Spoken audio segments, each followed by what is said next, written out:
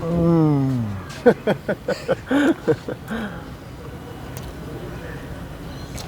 queens. Hey guys, welcome back to the channel. I am Hosta and that is Josta. What's up, guys? Today we're making a Portuguese style chili chicken burger. The reason why I'm making it is because we've got a local business here called Oporto's, and it's probably one of my favorite chicken burgers. You know, I started making them myself. The ingredients are really simple. You can buy them at any supermarket, including the bread. It's just your standard sesame seed hamburger bun. Sauce is very easy to make and it stores very well. I've stored it up to a month. It's just chili and oil pretty much. So to start off, let's prep our chicken. The chicken is very simple. It's just a chicken breast. One chicken breast will make one big burger. Otherwise, you know, you can make two average sized burgers. Basically, you just want to get these in relatively thin slices.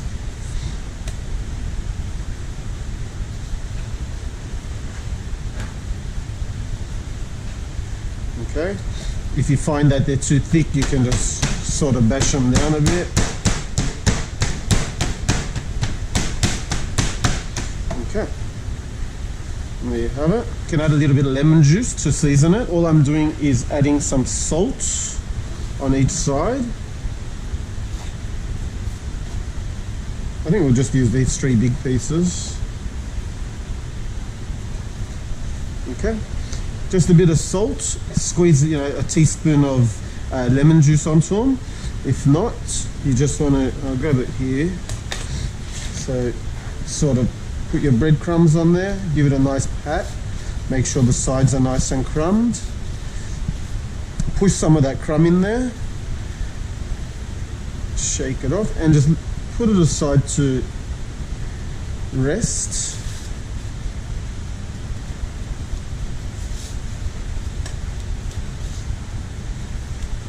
So as you let the chicken rest, the crumbs will sort of stick a lot better as the moisture releases from the breast. And yeah, you'll get a nice crumb at the end of it.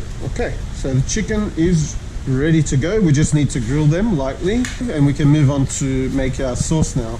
We need 2 cloves of garlic. You need to microplane these or fine grate them because we're not going to blend this sauce too long. So you know, if you put chunks in there, then it won't have enough time to break down the ginger and the garlic. So I'm using a microplane, and I mention this in every single video of mine. If you haven't got one, I suggest you go out and buy one. 2 cloves of garlic, and I want about a tablespoon, probably just under a tablespoon of ginger. Don't worry about the skin, just as long as your ginger is washed. You can even throw some of that skin in there, doesn't matter. I'm using dry chilies. So with the dry chilies, here's a little tip for you. Whenever I buy chilies, they always come in punnets. Well, most of the time they're in punnets. And usually I only use 1 or 2 chilies at a time. The rest of them used to sit in my fridge and sort of rot away and go all soggy before I could ever use it. And I'd always end up throwing them out. So what I do now, I grab fishing line, as you can see here, and I tie all my fresh chilies to a fishing line and I let them hang in my kitchen. So eventually my fresh chilies turn dry like this and they'll never grow mold on it because they're airing out really well. And then every time I need one, I'll just sort of trim one off and then I can use them. So there's a little tip for you guys.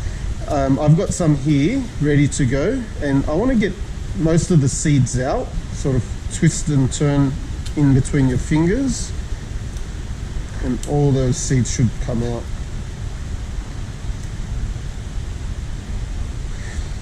If you really like your chilies extra hot, you can leave the seeds in there. The seeds are the hottest part of the chilies generally. So we've got our chilies in there and we want to add about 1 teaspoon of salt. And then we're going to add a good teaspoon of paprika. I'm going to give a good pinch of white sugar. And then I've got mild pepper flakes. So these aren't chili at all. The reason why I'm adding paprika, Josta was asking me as well, why so many different types of chilies and paprika? And the reason is to bulk up your sauce. If I was to make this sauce purely from hot chilies, it won't be edible. It'll be far too chilly for most people. So to bulk up this sauce, I'm adding my paprika and probably one and a half teaspoons of mild pepper flakes. To that, I'm going to add about 12 tablespoons of oil. Make sure you're using neutral flavored oil. I'm using grapeseed. Olive oil will have too much flavor, so avoid olive oil. Grapeseed oil, vegetable oil, canola oil, they all work fine. So that's pretty much it. On top of that, we've got to add the juice of about one medium-sized lemon. I'm just going to squeeze it because you don't want the pulp in the sauce. Okay, so now I'll just grab my mixer. I'm going to put it on a low setting, and you want this sauce to sort of stay separated. You don't want it to become emulsified into one whole thing. When you buy your sauce from Oporto's, you can see the oil sits on top and the chili sort of sits on the bottom. If I add my lemon juice now, you'll emulsify it, and obviously if you keep blending it, it will start emulsifying and sort of turn into an orange paste. So I'm just going to pulse it. I want to get the chunkiness out of there and sort of smoothen up the sauce a bit, and then I'll add the lemon later.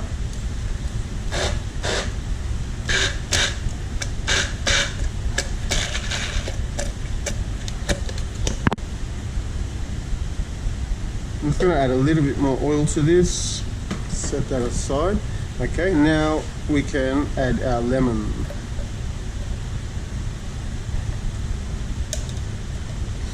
And give it a stir. There's your sauce. We can just put that aside. So we can start cooking our chicken now, and then in the meantime we'll prep the rest of our ingredients. First things first, I'm just going to oil my griller. You can go heavy on the oil because you're sort of in between pan frying and grilling. I'll take my chicken, get them straight on.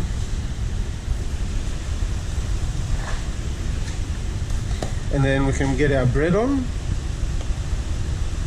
Make sure you seal the inside of your bread properly, otherwise the steam of the chicken will get to it and make you a nice and soggy burger. The only thing we're pretty much putting in this is lettuce, mayo and cheese. Give your lettuce a rough chop. That's the lettuce. So for the mayo, I'm using a whole egg mayonnaise. Make sure you use a good quality one, not those ones that taste like vinegar, because it really takes away from the rest of the burger. Cheese, I'm just using a normal sliced white cheese. This is just from the supermarket, and I'm going to put 2 slices on the chicken. Once I turn the chicken, I'll add the cheese to get it to start melting. Let's check our bread first. You can see it's got a nice seal on it, so the sauce won't soak into that. I'm going to toast the bottom of this a little bit, but I don't want to toast this side of this bun, so I'm going to set that aside. The chicken, you can see it's sort of changing color towards the top. I can see the moisture coming out through the surface of the other side, which indicates to me that it's come through more than halfway. So I'll finish the cook on this side. I'm going to add a little bit more oil on the bottom of these. You can just use a bottle, you don't have to spray it. There you go. And then this is a good time now to add your cheese. So basically I like to cover all of the chicken with cheese.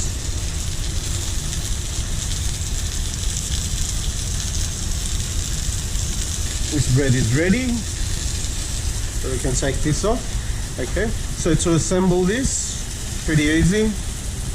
Grab your sauce, give it a mix.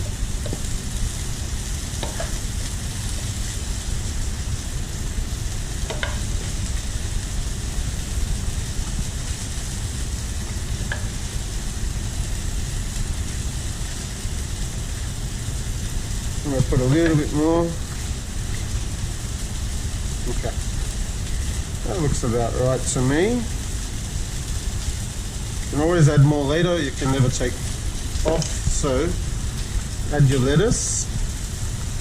I like extra lettuce in my burgers, especially when I'm eating a chili burger, because the lettuce really balances off the chili, really cools everything off. when your mouth is burning.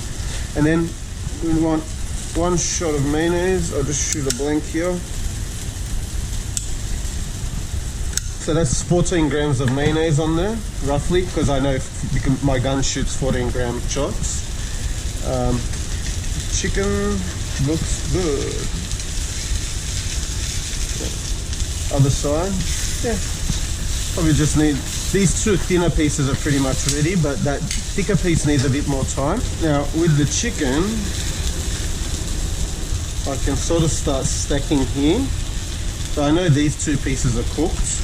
So I'm just waiting for this one.